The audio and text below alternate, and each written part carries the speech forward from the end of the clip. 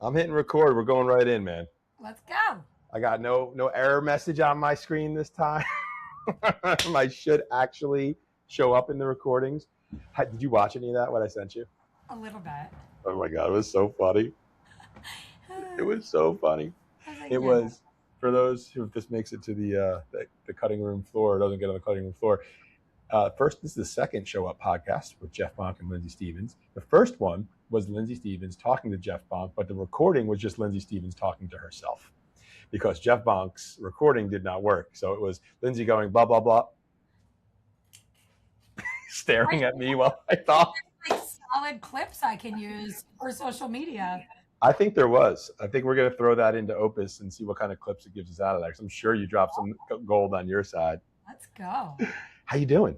Good. How's your week been? Show Up podcast number 2. Let's go, baby. I'm so excited. What are we doing here today? So I got a new business model. You ready? Yeah. I just sent you a screen, a photo of what I was doing right before this. We just launched the Hoboken Real Estate Advisors brand, and it's based all around a podcast similarly to this. So here's my business model. Find all the people you love spending the most time with and start podcasts with them, and then start recording it, start putting it on the internet, and see what happens. I love it. I'm here for it. That's what we're doing here.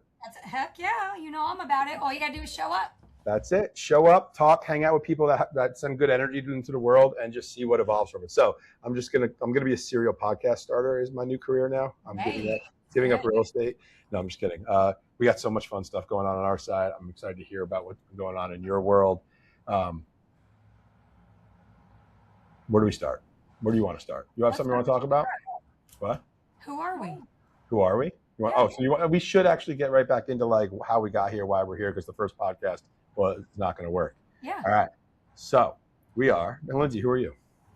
My name's Lindsay Stevens. I'm a mountain girl in upstate New York, and I run a team.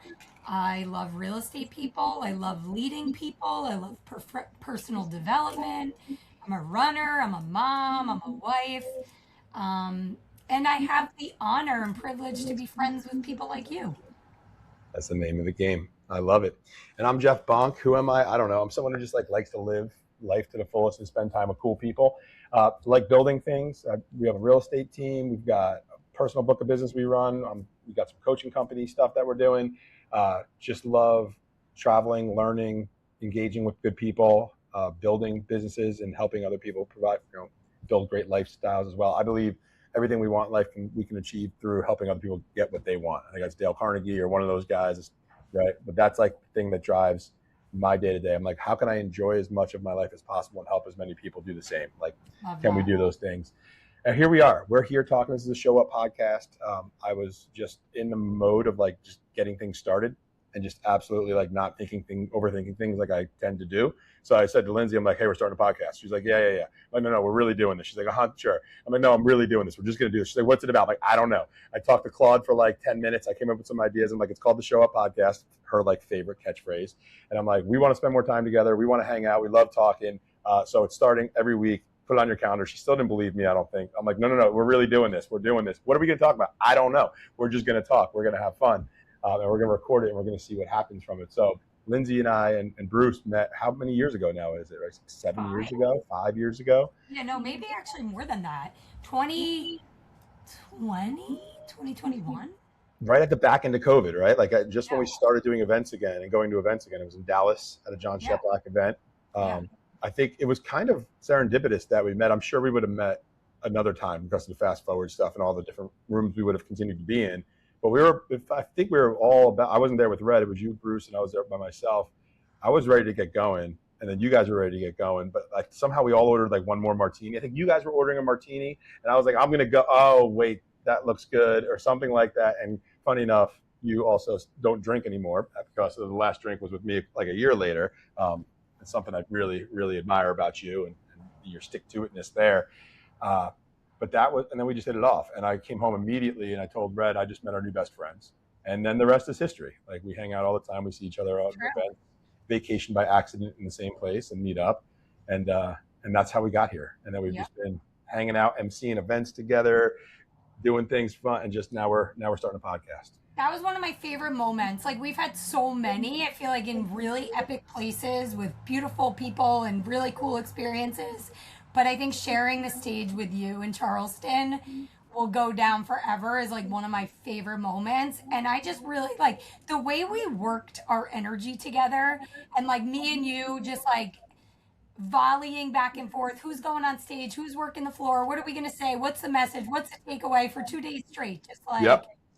Because we were like quarterbacking it together too, and like figuring out who's saying what next, who's taking what. Yeah, like you said, your point, like who's taking the stage at what point. Like, hey, are they moving a speaker around? Shoot, do we need to? Like, it was kind of like we were, I don't know, we're behind the meant to be scenes. there. Yeah, it just felt cool. It felt really, really fun. So that's good stuff. Well, I want to tell you about this Hoboken Real Estate Advisors thing we have. I want to hear about it. It's What are you guys doing? So I know how I'm like just starting stuff, and I'm just like not overthinking and starting things. Well, listen, I love you. I love Red. I love Mark. Like, so 3 of the 4 people I know well. And Christian, you would hit it off with Christian in a second. I just got to get his butt to go to more events and more things, which he'll start doing. He's brand new to real estate. Mark met him sailing or something one day and told him, and he was like, "Oh, I'm thinking about getting into real estate." Has a finance background. He started last February was when he got licensed and sold 12 million last year in 10 months or whatever. He's a sicko. He's so cool too. Such like a laid back, humble dude. So we were all like have these roots in Hoboken, and what we realized is our brand was kind of our HBB brand was good, but it was really in like Hudson T. And like Christian lives on the other side of town. Mark lives in the center of town. We all have like kind of overlapping, but like familiar brands, but everyone's a little different. And we were just like all kind of independently creating content and information and talking about the market and doing events and doing coffees and wines and like why don't we like really consolidate this effort into one place? So we've spun up Hoboken Real Estate Advisors is the brand now. So we're kind of like sunsetting the HBB brand a little bit. Mark and Christian have their own brands that are just kind of getting started. They're kind of putting them in the background, and we're bringing it together, and we're doing around a podcast like this. We're going to start doing events. We're going to do all of our branding and marketing, all under that stuff. And we're opening it to the whole team too. Like anyone that's committed to doing events and content and like showing up in the local Hoboken community, we're going to, extend the invitation over time to come join us and be part of this like second layer of brand to really speak to who we want to speak to, Hoboken buyers, sellers, investors, and renters. And it's been fun so far. We're just kind of riffing and cranking. And the cool thing is, I think we could duplicate it across the team eventually as well. Like I'm documenting it and like kind of breaking down the steps of how we're executing. For agents to be able to replicate it in other markets. Exactly. Yeah. So like top producers in other markets, be it in Central Jersey, North Jersey, Florida, like, hey, we want to start a local brand and we really don't have, the first thing to do is we can really reverse engineer what we did. And what I'm doing is I'm just reverse engineering like what we did for the HBB brand. Yeah. And now like the next iteration of that with, new technology and social media evolving and all that stuff. And so it's just kind of how do you create a personal brand and do that collectively, I think, which is the most fun part about this. It's not just, one person, 2 people trying to do it anymore, doing it as a team. So that's especially when you get like multiple brains together that believe in the same mission. I'm like, if you can just get people aligned on a vision and a mission, like it becomes unstoppable.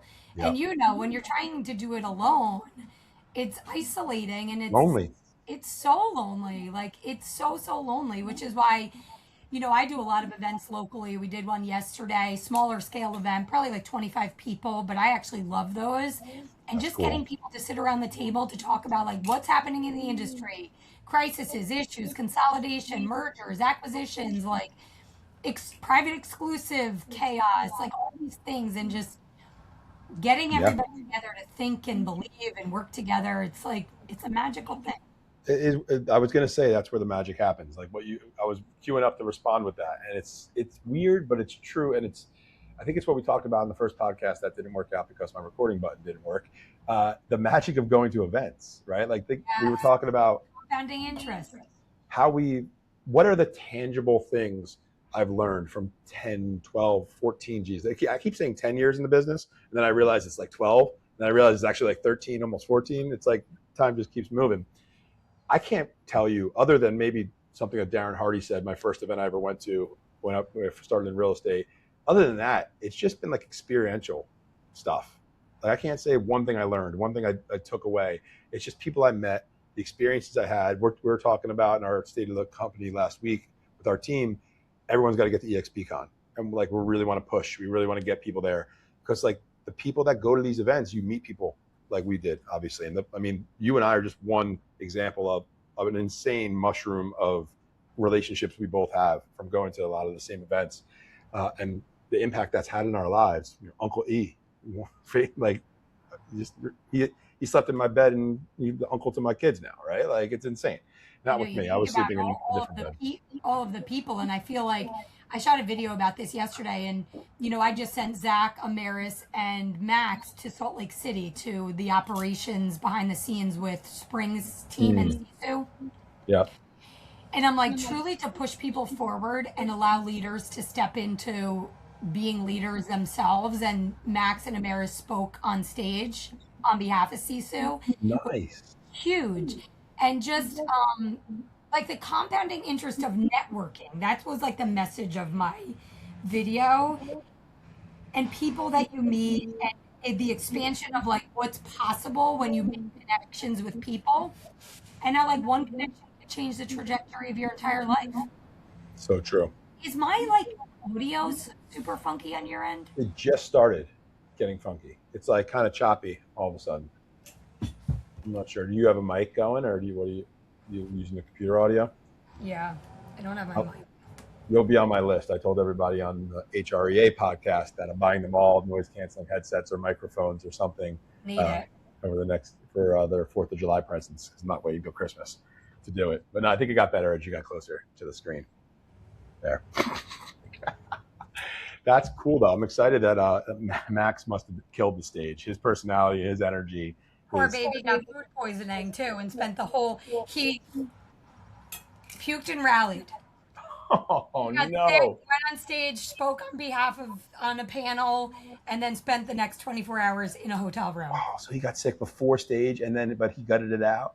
Wow! Like I never felt so much like Lindsay in my life. I'm like, yeah, and rally, baby, let's go. I love that so much. You just gotta show up. I mean, there's no time for that. Like, yep. Just show up, baby. I love it. What was I going to talk about? Showing up. Oh, so I'm showing up to run a 5K.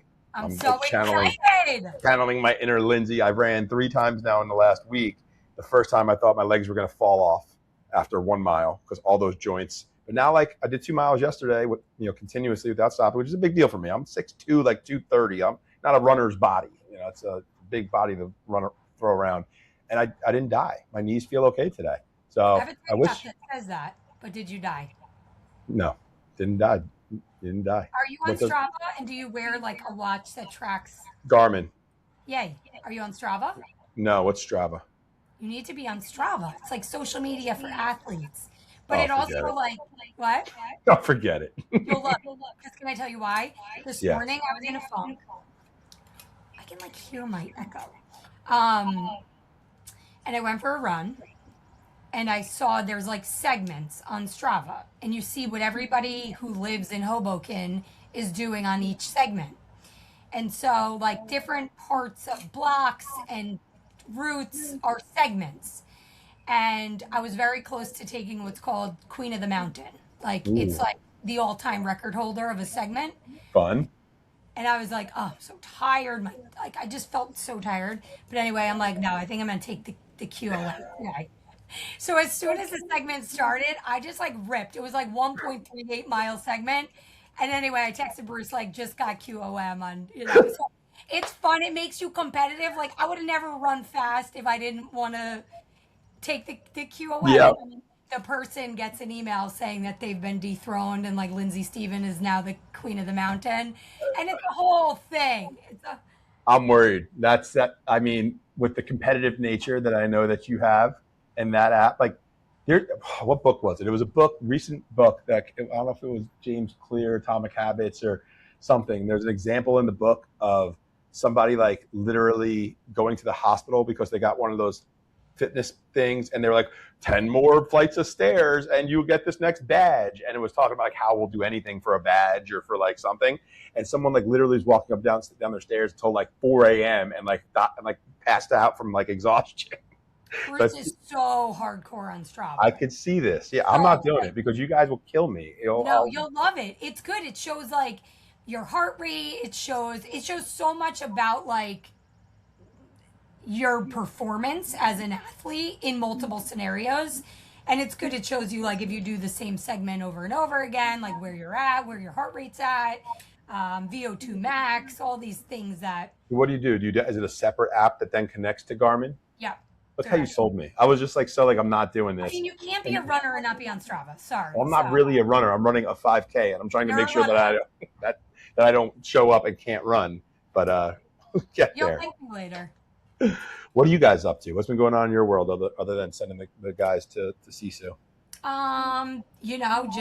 We just redid our mission, vision, values, our principles. We kind of like sat around a table and talked about who we are, where we're going, what's the vision, what do we want to make sure people are aligned with, as you know, in team leadership. Like we just get stuck on like expectations and standards, and are there standards, are there suggestions, are we holding people to standards?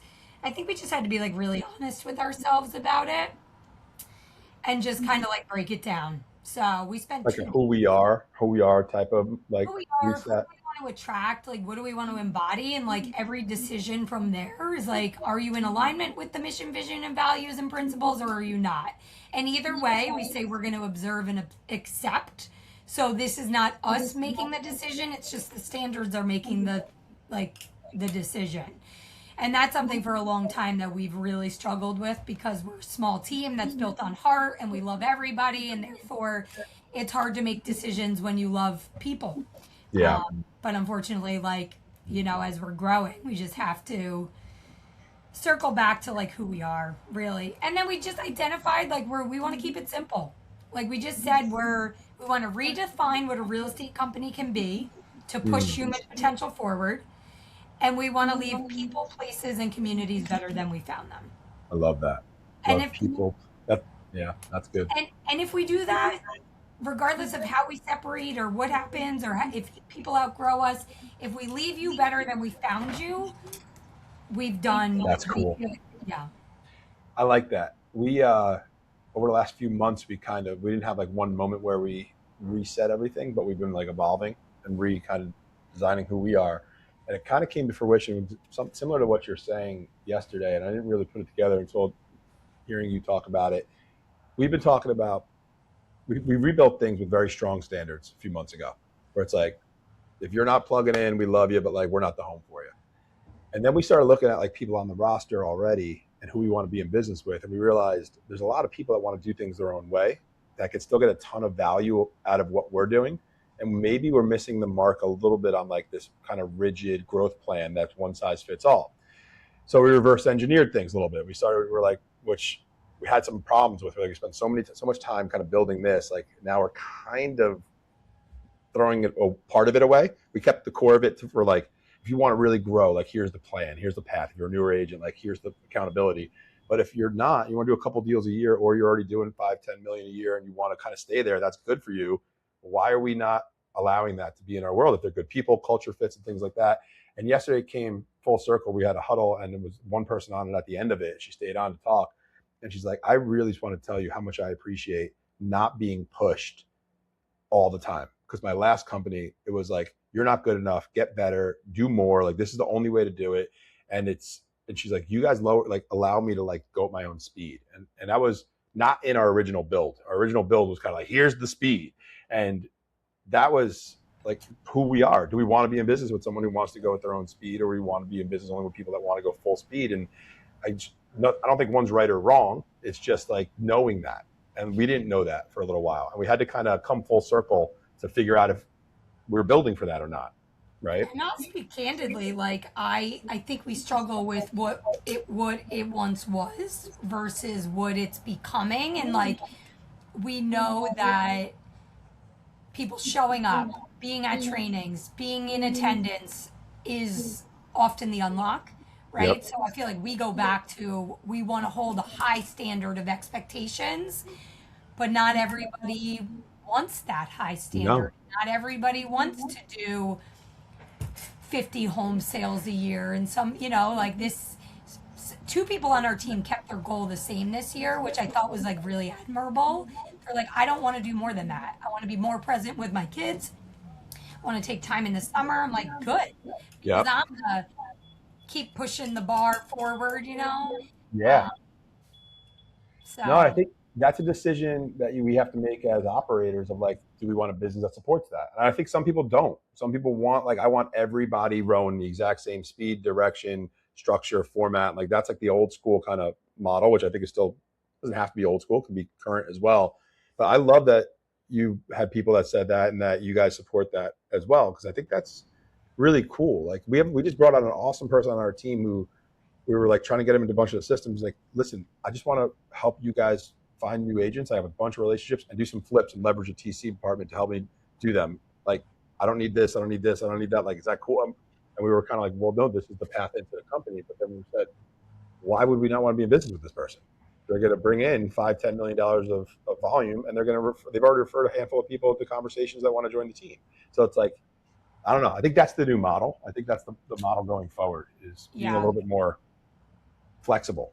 I ask a lot of people, like, what are your standards? What are your expectations? What are the attendance standards? And I can't, on this journey, I can't really get a clear answer. So I'm like, okay, does it exist? Has anybody scaled to the size of yours and really kept very tight standards and enforced the standards? Because Kyle Whistle kind of like publicly lambasted me and he said, I don't have a standard, I have a suggestion. And therefore, like, suggestions don't run a business. And that literally, like, 48 hours later, I was in a room for 2 days redefining the whole company. And so sometimes you need to hear stuff like that. Yeah. And as you're scaling and growing, it's hard to keep it what it once was. So what we identified is we're more focused on production.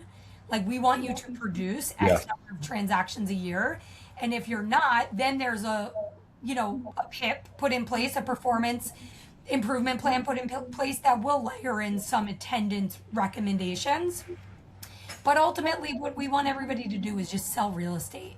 Yeah. You know what I mean? Like, And if you're um, doing that in your own way and you're not messing up the systems, you're not messing up the culture, and you're getting value from the team, what's wrong with that, right? Like, can you? I think standards. What I've kind of come to, and I'll send you the agent journey like doc that I built that I'm pretty excited about. And it's like a live, evolving doc that we're building different buckets of, and then rolling them out, and then kind of like evolving it as we build it. There's got to be standards inside certain compartments of the business. So like our Zillow Flex, right? Zillow Preferred. You guys run a big account too. There's got to be standards there. But yes. like, let's not roll those standards out to like people who aren't in the program. Like, let's make that apply only to people in the program. Then we have coaching tracks where, like, if you're between 0 and 5 million and you want to grow, like, we will put you into coaching with one of our coaches. And like inside of those tracks, there's standards. But if you don't, if you're a part-time agent and you just want to like do some deals with us, be part of our events, be part of the community, show up to, there's no standards, right? And like, as long as you're not sucking out, culture and or hurting the bottom line, what's the point of not having a person like that in the business if there's standards? Like, if the people who are cranking know, like, they're in a bucket of crankers, right? They're in a bucket of, and they're not feeling like the overall weight of being kind of brought down. I don't know. I think that's the solution. That's what I feel good about lately, at least, right? Is like, meet people where they're at. Like we started talking about, like, helping people live better lives. Well, better lives are defined by what their definition of better life is, not what like ours is for them. So I don't know. We'll figure it out as we go and keep And I evolving think it. that's the beauty and the hard part of being leaders. It's like, and sometimes my staff is like, wait, whoa, I thought it was going to be this way. It's like, well, it's not. It's going to be this way now. You just like have to be willing to adjust, and you have to look around the corner before everybody else and see things. Like, I'm very connected with, I know what's happening inside the organization before it shows up on a Sisu board. Yeah, you can At feel it. like the state of the company in January, I'm like, this team is like attached to an umbilical cord of mine. Like, I birthed this thing. It's like my baby. I know Yeah, when it's struggling and suffering and sad, and like, I just know. yeah, And you have to be willing to just change and have hard conversations and call people out and yeah, set people free too, yeah. sometimes you're not the right place for somebody, and setting them free is actually the best thing you can do for that person. There's two people on my team that I love dearly who have been with me for a long, long time. And I looked them both in the eyes in one-on-ones and I just said, I think it's time for you to go. And they both started to cry, but I think they needed me to tell them because people stay for me. And, you know, it's like we leave people, places, and communities better than we found them. And it would be inauthentic and selfish of me to make people stay here for myself. So, wow. Sometimes you got to set people free. That's some serious stuff right there. Did they stay? Did they go? What did they do? One of them texted me, I think this morning, I think we should go rock climbing as a team. I was like, okay, so wait, are you staying? And I think maybe I gave permission for them to go, like you can go. And they're like, whoa, wait a second. Some reverse psychology to kick them into gear and like, you know, give them that wake up call they needed to have a shift. That's wild. We can only give people the environment to succeed. You know, ultimately. Let's talk about the Knicks. Dude. So just had a podcast with Christian, like we were talking about. His wife woke up at 4:30 in the morning. He's at the parade. He's at the parade. He's like, I was like, oh man, I'm sorry we had this podcast. You couldn't go. He goes, no, I wasn't going anyway, man. He's like, they're big Knicks fans. We talked about it. We're like, that's one of those things you might say this would have been better from TV. So I picked the boys up yesterday from school, and they both come out going, Roman's going to the parade tomorrow and skipping the last day of school, and it's not fair. We want to go. And I was like, immediately having, this could be the greatest experience ever. This would be, how could I'm going to regret this, right? Like all of the emotions flooded, and I like sat on them all afternoon and evening. And I really thought about it. And I was thinking about texting my buddy saying, look, are you really going, or what's going on? Like, how are you doing this? And then I started seeing stuff on Instagram, like what kind of mayhem they're expecting and things like that. And then I said, no, I'm not doing this. I've got this. I'd have to cancel the other podcast. I have a training with Sky after this. I'm not rearranging the whole day. I wake up to just insanity on my phone. I'm just like scrolling a couple things. I'm like, oh my people. The train. So Christian had then went for a run before our podcast. So his wife went in at 4:30, got in by like 5:36, got set up somewhere on the parade route. But he went for a run at like 8. He saw people coming back because conceivably they got turned away because there was no more room to get anywhere close to the parade route by 8 o'clock. The parade started at 10. Like mayhem. I'm surprised I can't see or hear it as I look across the river right now. It's nuts. So I'm very happy that I didn't let that dad guilt get a piece of me and get. It would have been. He's like, I can't believe you didn't go to game 4 or game. Yeah. I'm like, Elias, the tickets were like $50K. You know, he's like, wait, what? I think it was $10,000 to get in the door for that game.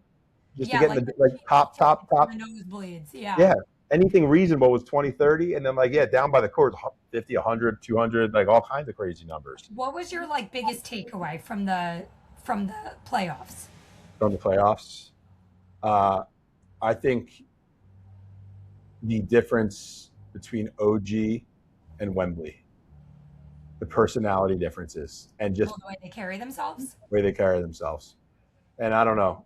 I don't follow sports all that much, so it's kind of the Knicks and NBA all that much. So I don't know these people long term. I don't have big sample sizes of who they really are as people.